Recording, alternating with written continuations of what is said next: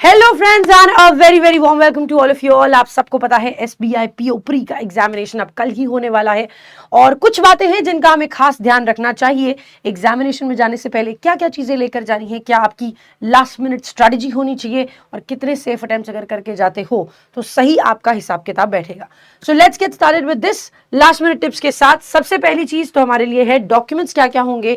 तो आपको अपना एडमिट कार्ड तो लेकर जाना ही जाना है, वैलिड फोटो आईडी प्रूफ और उसकी फोटोकॉपी दोनों लेकर जानी है और एक फोटोग्राफ, ताकि आप अगर वहां पर कोई जो भी चीजें आपसे मांगी जाए आप पहले से ही प्रिपेयर्ड रहें। इन चीजों को कल के लिए मत छोड़ना मेरे दोस्त, क्योंकि कल के लिए छोड़ोगे तो कल ही वो दुकान बंद मिल जाएगी, कल ही वहां पे गड्ढा खुद रहा होगा, कुछ ना कुछ हो रहा होगा। इसलिए हाँ, एडमिट कार्ड में एक चीज और याद रखना, काफी सारे स्टूडेंट कंफ्यूज, कलर्ड होना चाहिए कि ब्लैक एंड व्हाइट। देखो, कलर्ड हो बहुत अच्छी बात है, बट अगर ब्लैक एंड व्हाइट भी हो तो क्लीन प्रिंट होना चाहिए, आपका फोटो आइडेंटिफाई हो पाए, आधार कार्ड से या फोटोग्राफ से वो मैच करेंगे। और जो फोटोग्राफ आपने जो आपका फॉर्म फिलिंग करते टाइम अपलोड किया था वही फोटो होना चाहिए, कोई नया फोटो मत ले जाना। एक फोटो एडमिट कार्ड पर आप पेस्ट करके ले जाइएगा, अक्रॉस साइन कर लीजिएगा। अक्रॉस साइन करने के लिए नॉर्मल पेन नहीं चले तो एक सीडी मार्कर खरीद लेना, उससे बेहतरीन आपका साइन हो जाएगा। और एक फोटो अपने पास या दो रख के ले जाना, कोई दिक्कत वाली बात नहीं है।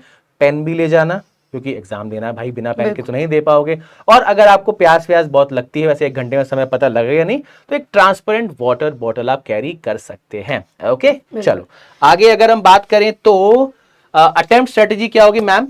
हाँ, तो देखो अटेम्प्ट स्ट्रैटेजी की जो हम बात कर रहे थे, अब देखो अगर मैं इंग्लिश की बात करूं आपसे, लास्ट मिनट में कोई भी स्ट्रैटेजी चेंज मत करना। पहली चीज कि अगर आप ये सोच रहे हो कि अब हम नया बता दें या अभी तुमने कुछ ऐसा नया सुन लिया तो आप सोच रहे हो कि एक दिन पहले अच्छा ऐसे करने से पेपर बदल जाएगा, डू नॉट डू दैट। ठीक है, सबसे पहली चीज जैसे आप प्रैक्टिस करते आए हुए हो वही प्रैक्टिस आपको कंटिन्यू करनी है। हमने कुछ दिन पहले आपको बताया था कि एडमिट कार्ड पे आपका टाइमिंग आ जाता है, उस टाइमिंग के अकॉर्डिंग ही आपको मार्क्स देने चाहिए। उस टाइम पर आपका दिमाग आपको सुपर एक्टिव रखना चाहिए ताकि एग्जाम में जाकर सही समय पर काम कर ले वो। ठीक है, उसके अलावा अभी कोई स्ट्रैटेजी चेंज नहीं करनी है, बस इतना ध्यान रखना जो पहले से बोलते आए हैं वही चीजें। सिंगल लाइनर क्वेश्चन पहले कर लेना, कम समय लगेगा, ज्यादा मार्क्स दे सकते हैं।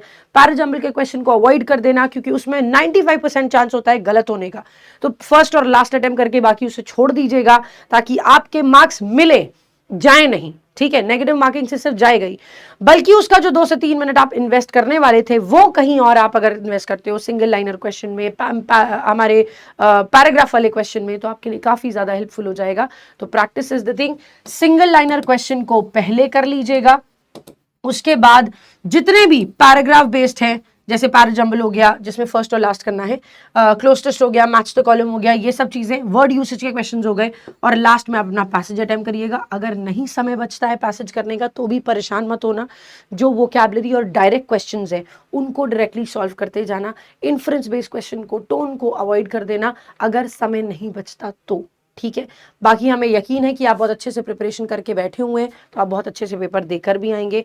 ऑल द वेरी बेस्ट है मेरी साइड से। अभी सर से सुन लेते हैं कि रीजनिंग पे आपका क्या सही अटेम्प्ट होना चाहिए। चलिए, रीजनिंग में लास्ट ईयर हमने देखा था 30 क्वेश्चन है, 5 ही मिसलेनियस थे और आपके रिमेनिंग क्वेश्चन आए थे पजल के। अब देखो भाई, रीजनिंग में हो सकता है मिसलेनियस थोड़ा ज्यादा हो जाए, मिसलेनियस कम भी कर दिया जाए, तो आपको करना क्या है, पहले आप पेपर को स्कैन कर लीजिएगा, बहुत अच्छे से ध्यान रखिएगा क्या क्या क्वेश्चन वहां पर दिए गए, ताकि आपके दिमाग में पिक्चर क्लियर हो जाए क्या अटेम्प्ट करना है, क्या स्किप करना है। फिर मिसलेनियस आपको मिलता जाए, उसको बनाते जाइएगा।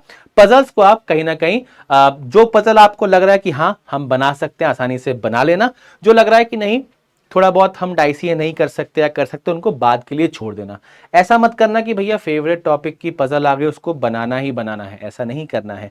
हो सकता है वो पजल थोड़ी सी कॉम्प्लिकेटेड हो। ठीक है, सेम आपको क्वांट में भी यही तरीका अपनाना है। पेपर को पहले स्कैन करेंगे, जल्दी से जल्दी स्पीड मैथ्स करेंगे, फिर डीआई करेंगे। हो सकता है डीआई एक आध कॉम्प्लिकेटेड हो, तो अर्थमेटिक का भी आपको खासा ख्याल रखना है। ठीक है, अब आप में से काफी सारे स्टूडेंट पूछते हैं सर सेफ स्कोर क्या होगा, सेफ अटेम्प्ट क्या होगा। देखो भाई, ये सब बेकार की बातें हैं।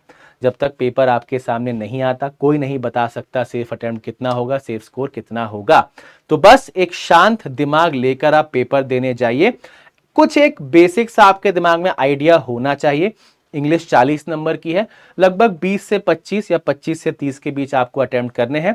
क्वांट और रीजनिंग आपके लगभग 30 मार्क्स के हैं, तो 25 से 20 के बीच आपको अटेम्प्ट करने हैं। टारगेट लेकर चलो। देखो, अगर इंग्लिश में आपके 25 से 30 के बीच मार्क्स आ रहे हैं तो उतने ही आपको क्वांट और रीजनिंग में मिलाकर स्कोर करने, ताकि आप 60, 65, 70 तक पहुंच पाओ।